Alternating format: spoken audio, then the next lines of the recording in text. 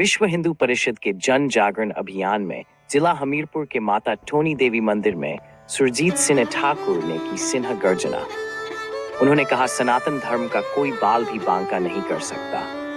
हम इस भूमि पर तब से हैं जब से सृष्टि बनी है। हम तब तक इस धरा पर रहेंगे जब तक ये सृष्टि रहेगी। दुनिया की किसी भी विधर्मी शक्ति में इतना दम नहीं जो हमसे टकरा सके। जय श्री राम।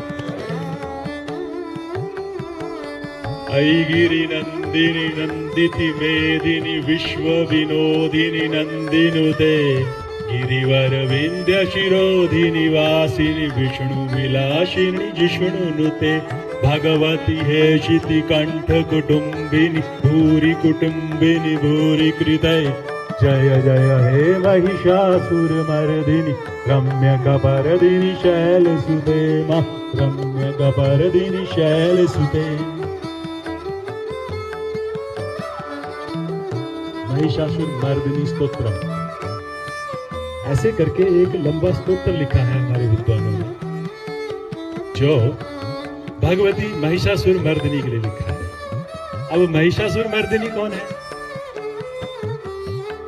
आदि काल में की बात है, जब सृष्टि ऐसे नहीं है, तो एक बड़ा भयंकर आतंकवादी टेररिस्ट जिसका नाम महिषासुर था, तीनों लोग त्राही त्राही कर रहे थे। सारी मानवता संकट में आ गई थी। इतना शक्तिशाली दैत्य था वो कि भगवान ब्रह्मा, भगवान विष्णु, भगवान शिव की शक्तियां भी उसको रोकने में समर्थ नहीं थी।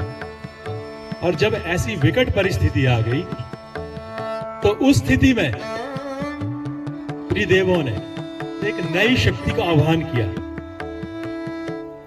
ऐसी शक्ति का आह्वान किया जो उन तीनों की कमी को भी पूर्ण कर पाए। और जब उस शक्ति को शरीर धारण करने का समय आया तो यह पाया गया कि कोई भी पुरुष शरीर जो है उस शक्ति को धारण नहीं कर सकता है। और तब एक स्त्री शरीर में, स्त्री रूप में माता भगवती का अवतरण हुआ, जिनमें उन तीनों देवताओं की शक्तियां जो थी वो समाहित थी। आप माता भगवती का स्वरूप देखेंगे तो उनके हाथ में आपको चक्र भी दिखेगा, उनके हाथ में आपको त्रिशूल भी दिखेगा, उनके हाथ में ब्रह्म कमंडल भी दिखेगा, जिसमें पूरे विश्व भर की जो ऊर्जाएं हैं उसमें समाहित है।